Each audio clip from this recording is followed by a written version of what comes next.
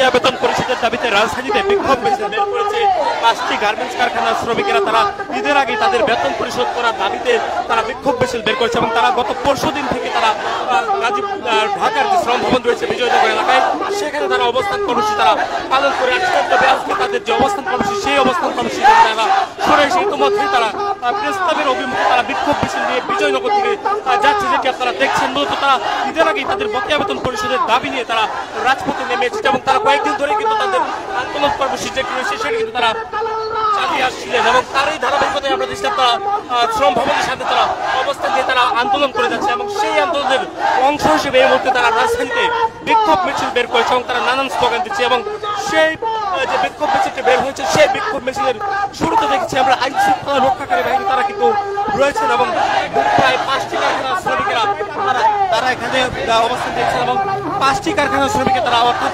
সাভার, আশুলিয়া, গাজীপুরের 5টি কারখানা মূলত ডাক গ্রুপের যে শ্রমিকেরা তাদেরই বিক্ষোভ মিছিল এবং এই বিক্ষোভ মিছিলে অংশগ্রহণ করেছেন তারা এবং এই যে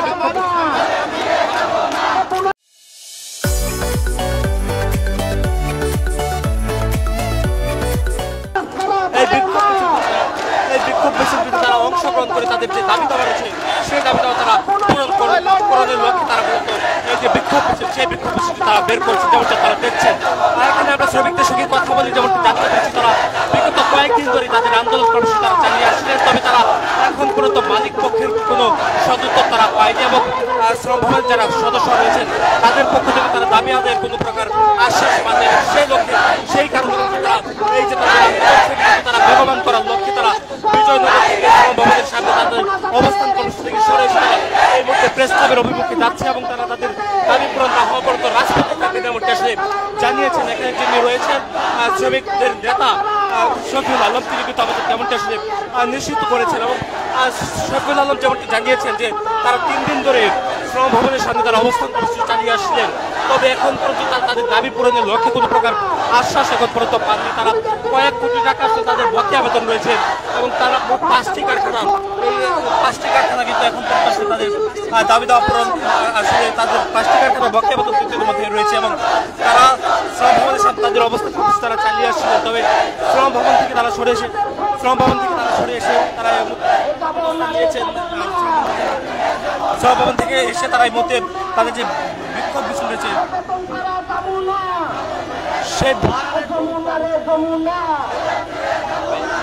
সেই বিক্ষোভ মিছিল আপনার সাথে কথা বলতে আসলে কতদিন ধরে আপনাদের এই আন্দোলন চলছে?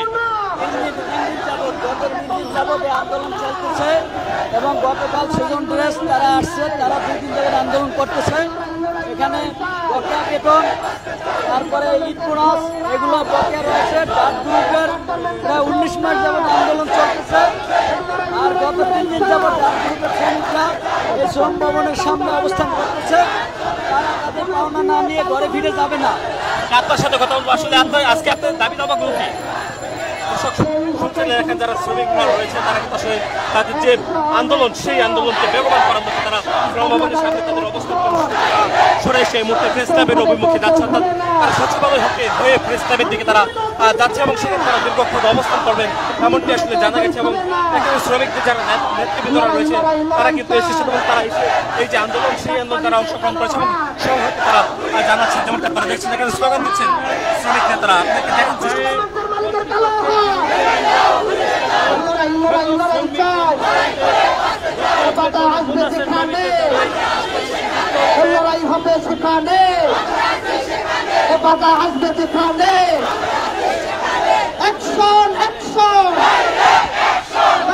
আপনার সাথে কথা বলবো আসলে কি দাবি আপনাদের?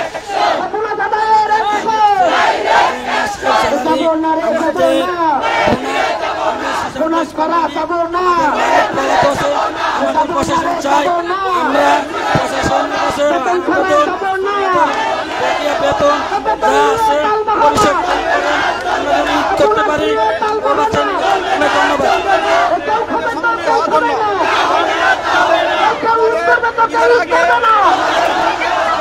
দেখেন যারা শ্রমিকরা তারা কিন্তু আসলে বলছিলেন তাদের যে দাবি সেই দাবি কিন্তু জানিয়ে আসছে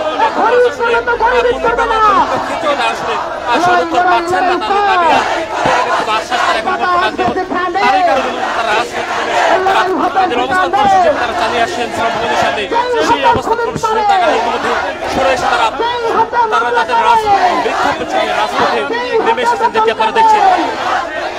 বেতন ছড়ে রাস্তা না, ফেলে দাও, ঘুরিয়ে দাও, বেতন মারা রাস্তা এটি না। মূলত গাজীপুরের ঘাট কমপ্লেক্স এবং সাভারের কয়েকটি কারখানা শ্রমিকেরা তারা মূলত রাস্তায় নেমে এসেছেন এবং তারা বিগত কয়েক মাস ধরে তারা আন্দোলন কর্মসূচি সেটি ধারাবাহিকভাবে চালিয়ে আসছিলেন এবং তারা কয়েকবার তারা শ্রম ভবন ঘেরাও করেছেন, শ্রম ভবনের সামনে তারা অবস্থান দিয়েছেন। তবে এখন পর্যন্ত তাদের কোনো দাবি দেওয়া হয়নি।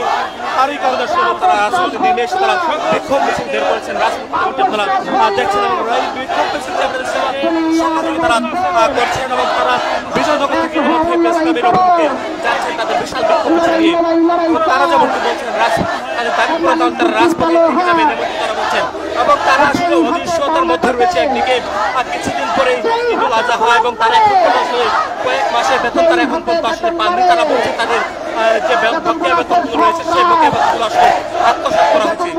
সংগ্রাম যাবো না রে, যাবো না, বেতন ছাড়া যাবো না, যাবো না রে, যাবো না, যাবো না রে, যাবো না, এবার কিন্তু যাবো না, বেতন ছাড়া যাবো না।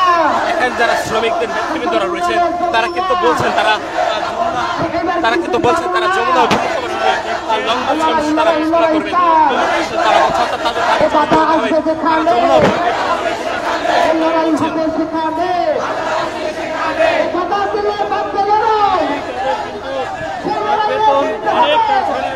শ্রমিকেরা তারা শ্রম ভবনের সামনে গত 2 দিন ধরে তারা অবস্থান কর্মসূচি তারা পালন করে আসছিলেন। তবে তাদের